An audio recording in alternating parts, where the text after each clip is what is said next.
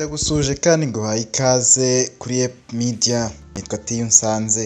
Nk'uko bisanzwe iki ni ikiganiro The Factor, aho umenyeramo byinshi tukugezaho bifite igisobanuro mu buzima bwa buri munsi. Ikiganiro kigamije kwigisha, kumenyesha no gususurutsa abadukurikiye bamaze gukanda subscribe.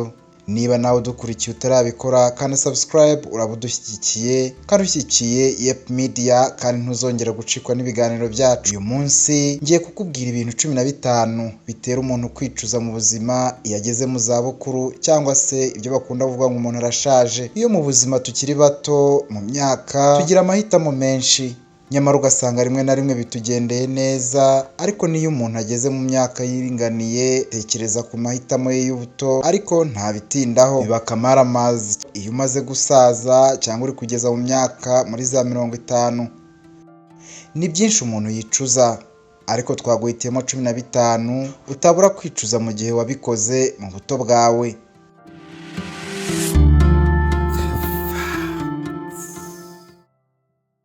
Ku mwanya wa mbere turahasanga gushakana n'umuntu utari uwa nyawe. Urushako rubi ni ikintu kibabaza cyane kandi gitera kwicuza. Niba ufite amahirwe ukaba ukiri muto, haranira kwita ku muntu mugiye kubana.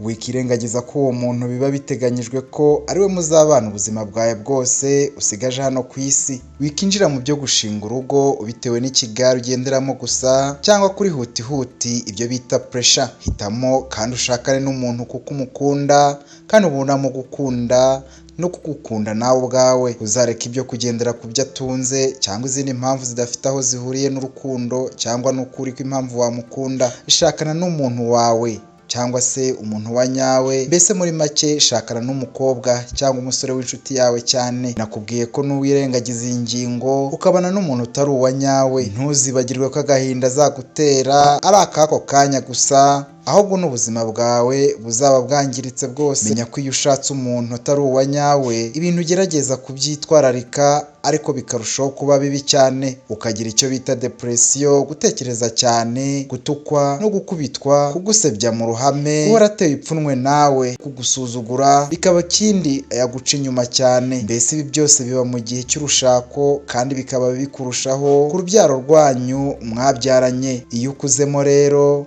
wifuza wa muntu wa nyawe waretse kubw'impamvu idashyitse. Niyo mpamvu nkubwira ngo itonde cyane uhitemo neza. Ingingo ya kabiri mu rutonde rw'ibintu 15 umuntu yicuza gukora iyo ashaje, ni amahirwe utafatiranye ukiri muto. Mu by'ukuri iyo tukiri mu myaka y'ubuto, imiryango myinshi iba yuguruye kuri twe. Umuntu agenda abona amahirwe atandukanye mu buzima bwe, gusa benshi bakiri bato birengagiza ayo mahirwe bakayatera ishoti kubera impamvu z'imyumvire yabo, ubwoba, ubunebwe, kwita ku cyubahiro no gufatwa muri rubanda n'ibindi. Ukirengagiza ko iyo ukiri muto aricyo gihe cyawe kandi haribwo ufite imbaraga z'umubiri ukwiye kubyaza umusaruro. Wikibagirwa ko iyo myaka urimo ariyo myaka yo gukora kandi ukaba wakubaka izina ryawe n'uwo wifuza kuba we ejo hazaza. Rimwe muri wowe uzabona amahirwe wumva urayatinye, uti ibi sinabishobora, kireka nka kanaka n'ibingibi wabibasha. Ngusabye gufatirana ayo mahirwe kuko nawe wabikora, kuko mu myaka yawe yo gusaza uzifuza gusubira inyuma ngo ufatirane ya mahirwe wateye ishoti, ariko ntibizaba bigishoboka, bizaba byararangiye. Ikintu cya gatatu, inshuti wiyambuye wowe ubwawe. Uzabibona kenshi, gusa iyo tukiri bato ni kenshi ubushuti bisa nkaho ntacyo buba butubwiye. Mbese usanga ikintu gisona ingengeri mu matwi yawe ari amafaranga no gushaka intsinzi mu bintu runaka. Niho uzasanga wowe ubwawe ufite umuntu wagize nk'igikoresho mu buzima bwawe, kugira gusa ngo ajye agukemura ibibazo runaka, ariko rwose nta kuzirikana umumaro we na gato bikuranga. Urukundo umuntu runaka gukunda urufata nk'ibyo utazi akenshi, ukanibwira yuko nubwo yava mu buzima bwawe ntacyo byagutwara. Ugashwana nawe ku bushake bwawe kandi ku mpamvu zawe, ukirengagiza namba kugira icyo wamubwira ngo iki kibazo mufitanye gikemuke. Ibi byose ukabikora gusa kugira ngo akuveho, kuko wumva utakimukeneye, kandi ukabikora kuri umwe, babiri cyangwa batatu ndetse n'abarenze uwo mubare. Mwatandukana muri wowe ukamera nk'aho atanigeze anabaho. Ndakubwiza ukuri ko numara gusaza ibyo bikorwa bibi byose bizakugaruka mu bwonko bwawe, ukamera nk'uri kureba amashusho cyangwa videwo. Uzakumbura umuntu wagukundaga atagihari, uzakumbura inshuti zawe zagukundaga ariko wacanye umubano nazo ku bushake bwawe. uzaba warahiriwe n'ubuzima bwawe, uzisanga icyo gihe icyo ukeneye kurusha ibindi ari urukundo, inshuti ndetse no kugirirwa icyizere. Ikintu cya kane uzicuza mu myaka yawe y'izabukuru, cyane cyane ku bagore n'abakobwa, ninde wakuyemo ku bushake. Nk'ubu uri umwana w'umukobwa cyangwa ugeze mu zabukuru, uwo uri we wese hano uriyumvamo, ariko mu gihe uri inkumi ugasama inda kandi nta mugabo ufite uzwi, wumva ufite ubwoba, utinyamo kandi ukumva ntaho wahera, abantu bose ubumvisha yuko ibyakubayeho bishoboka. Nta gutekereza kabiri, uhise ufata umwanzuro ukuramo iyo nda, ukuyemo uwo mwana ataranakura byibura ngo avuke nk'abandi. Ndakubwiza ukuri ko mu gusaza kwawe umutima wawe uzahora ugucira urubanza, uzahora ukwishyuza uriya mwana wavukije ubuzima. Iyo wagize amahirwe ukaba umukire cyangwa se ukaba umutunzi, ibyo wakoreye byose warabigezeho kandi warabivunikiye, uzavuga uti iyaza kuba ari hano ntaba yishimye ari kurya ku nyungu n'imvune zanjye. Niba uri umukobwa wabyaye, ntibivuze ko utagera ku nzozi ndetse ukagera ku byo waraniye uko ushaka kandi ibyo wifuza byose ukabigeraho. Ntibinakuraho kandi ko wabona umugabo ugukunda kandi akakubaha, akakubahisha, mukabana neza kandi mukaba mu buzima bwiza. Wikora iki cyaha cyangwa se iri kosa kuko uzaryicuza cyane mu bukure bwawe numara gusaza. Ikintu cya gatanu, umwana wihakanye kandi ari uwawe. Uri umusore ukiri muto, uteye umukobwa inda, nyuma akakubwira ko atwite kandi atwite umwana wawe, nta no gutekereza kabiri uhise wirakaza, umubwira nabi cyane, wihakana umwana ndetse unamubwira ko atari wowe utera inda wenyine. Uramucuritse, uramwamaganye, uranamucitse, no kukubona ubishyizeho iherezo.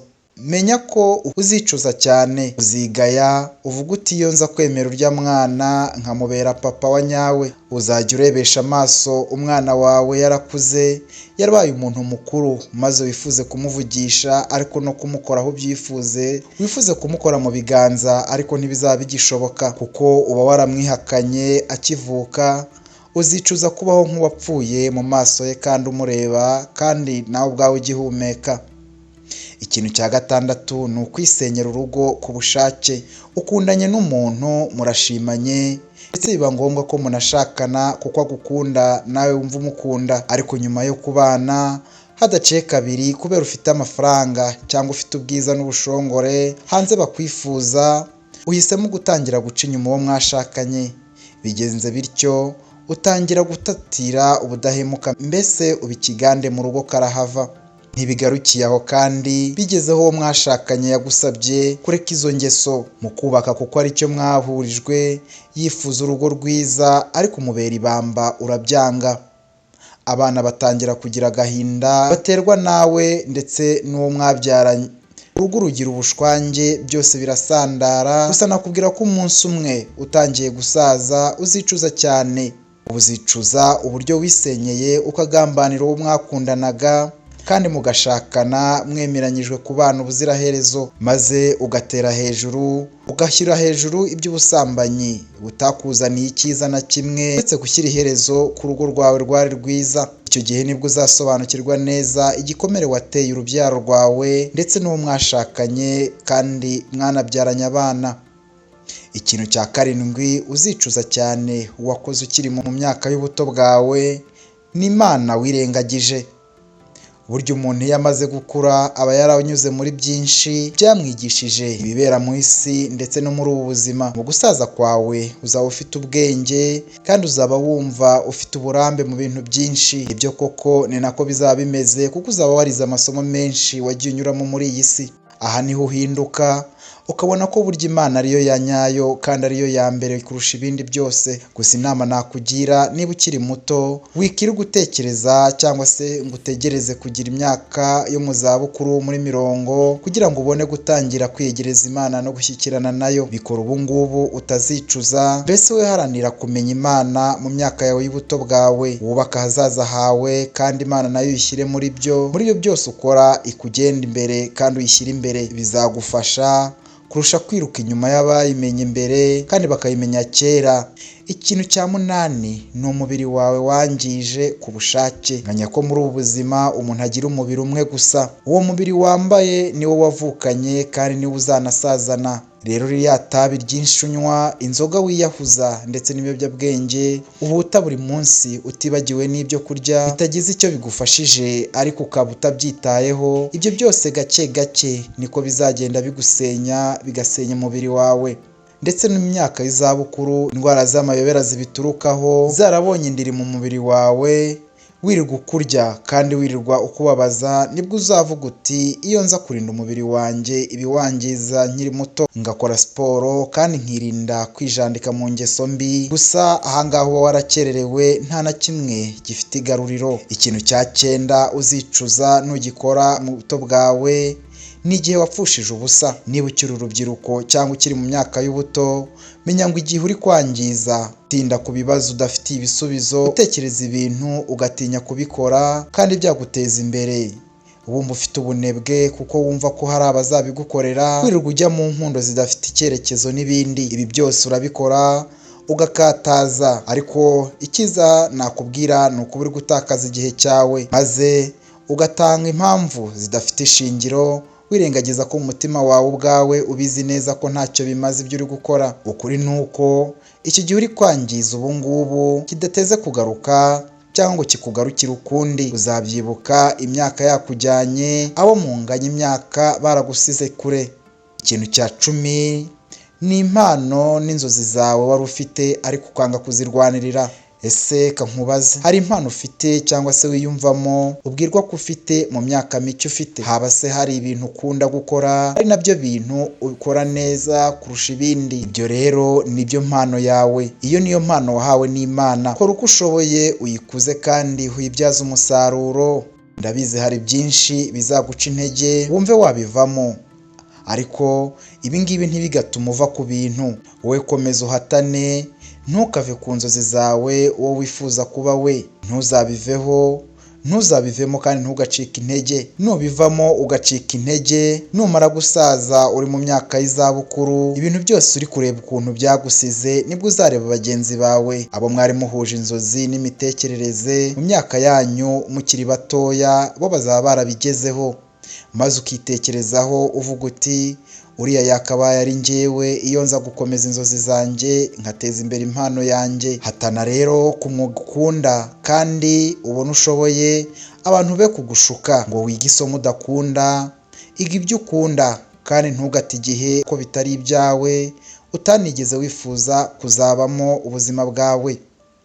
Ikintu cya 11 ni izina ryawe wimye agaciro cyangwa ukaryimisha agaciro mu buto bwawe. Numara gusaza nta kindi kizaba kigushimisha cyane keretse ibigwi byawe wubatse ukiri muto. Ingano n'agaciro wahesheje izina ryawe byose birabara. Nugera muri iyo myaka uzibaza uti ni inkuru ki mfite imusozi, ni iki nsize muri rubanda, ni iki nubatse mu bantu? Mbese imirimo n'ibikorwa byawe byose byo mu buto nibyo bizitirirwa uwo uri we. Rero nusubiza amaso inyuma ukareba icyasha wasize izina ryawe, igisebo wikururiye n'ubugwara umeze nk'uwiyandikishijeho, ibyo byose bizakwibutsa ukuntu ushaje ntacyo umariye isi n'ikiragano gishya cyangwa se abazagukurikira, kandi ibyo byose uzabyicuza cyane kandi ntibizaba bikigarutse.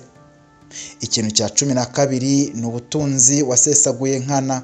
Niba ukiri muto ariko ukaba uri mu mafaranga, uri kwinjiza cyane mu byo ukora, wirangara, witerera inyoni ayo mafaranga uyasesagura mu tubari na za night club, ngaho kugura ibintu buri munsi kandi bihenze cyane mu masoko ahenze cyane. Ibyo bireke, ahubwo amafaranga yawe yashore mu bintu bitari kimwe cyangwa bibiri, maze wongere inyungu n'umutungo winjiza kuri konti yawe. Koresha amafaranga yawe neza aho kugira ngo uyakoreshe mu bintu utatekerejeho neza. Ntutegereze ikindi gihe kugira ngo ubashe kuzigamira imyaka yawe y'izabukuru, ahubwo bikora ubu ngubu ubu nyine. Gerageza uko ushoboye uzasiga umurage mwiza kandi usige ibintu bihagije, wumve ko ari imbaraga zawe usigiye abagukomokaho cyangwa n'abandi ukunda. Nutabikora numara gusaza nibwo uzavuga uti iyo nza kugira ubwenge kirya gihe nkabikora ibingibi kandi nkabikora neza, ariko ibyo byose ntabwo bizaba bikigarutse. Ikintu cya 13 n'urukundo wasuzuguye rukigendera. Nkubwije ukuri ko niba ufite umuntu ugukunda cyane umuzi arakwitangira, urabizi neza ko akwitaho, rimwe na rimwe uramusuzugura akabyihanganira ariko ntacike intege ngo arambirwe, nta gukuraho amaboko, ahubwo icyo ukoze cyose yumva yakubabarira, nubwo wamukosereza ntabwo abiha umwanya cyane, nta byinshi agukeneyeho uretse kumukunda, nubwo bitaba cyane nk'uko wagukunda cyangwa abigukorera, gusa ibyo byose ntubyitayeho kubera ukiri mu myaka yawe y'ubuto. Wowe ubwawe urabizi byose akora kandi urabizi ko agukunda, kuba ahari byonyine uri umunyamahirwe, bityo wituma uwo muntu agenda ngo agucike ngo ave mu buzima bwawe. Numureka akagenda kandi bizagorana hafi yo kudashoboka kuzongera kubona undi nkawe ugukunda nk'uko yabikoraga. Kumwicaho ndetse kugeza ubwo umwirukanye mu buzima bwawe bizakugaruka ukuze cyane, hahandi bizakurenga ugahora uvuga uti iyo nza kuba nkiri kumwe nawe. Ntabwo ari uku nguko biba bimereye. Tugeze ku kintu cya 14, umubyeyi wawe wiciyeho ku bushake. Mu gihe cyacu cy'ubuto ni ibintu dufata nk'ibyoroshye kwitwara uko twiboneye ku babyeyi bacu, tukumva ko ntacyo bitubwiye. Hari igihe usanga turi kubaseka ngo nta kintu bazi, yewe ngo ntibazi gukoresha ikoranabuhanga kandi ngo nabaswa, ukabiganira muri bagenzi bawe cyangwa se nabo ubwabo ukabanyega, mwaba muri kumwe cyangwa mutari kumwe. Mbese uragira ngo abo babyeyi bawe bamenye iki? Nicyo ushaka ko umubyeyi wawe amenya ko ibyazi nyine ari ibya kera? Byakire ko ibyazi ari ibya kera atari iby'ubu ngubu, kuko impamvu bizi cyane nuko ari byo wavukiyemo. Gusa ababyeyi bawe iteka bari ababyeyi bawe, ibyo ntago byahinduka.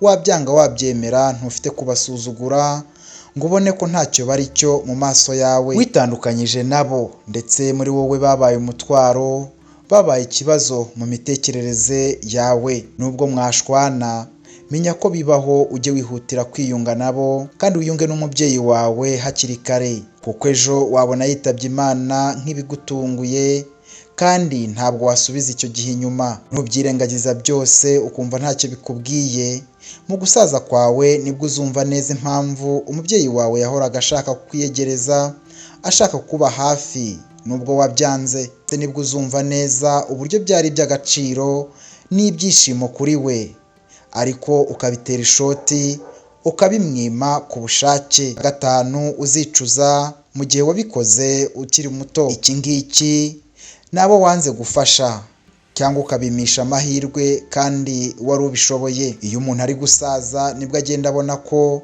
ibyo yaruhiye byose nta kiruta kubana neza n'abantu. Ni hahandi uwitwaye neza aba yakiranwa icyubahiro nk'umunyacyubahiro, buri wese amucira akari rutega. Gusa ibyo byose ntabwo iriya myaka arimo ariyo yabikozemo cyangwa se ariyo yabyubatsemo, ahubwo ubyubaka ukiri muto nyine. Niba hari amahirwe ufite uzirinde kwikubira, gufunga imiryango itagira icyo ihungabanya mu gihe waba uyifunguye cyangwa ufunguriye ku bandi ngo nabo baboneho.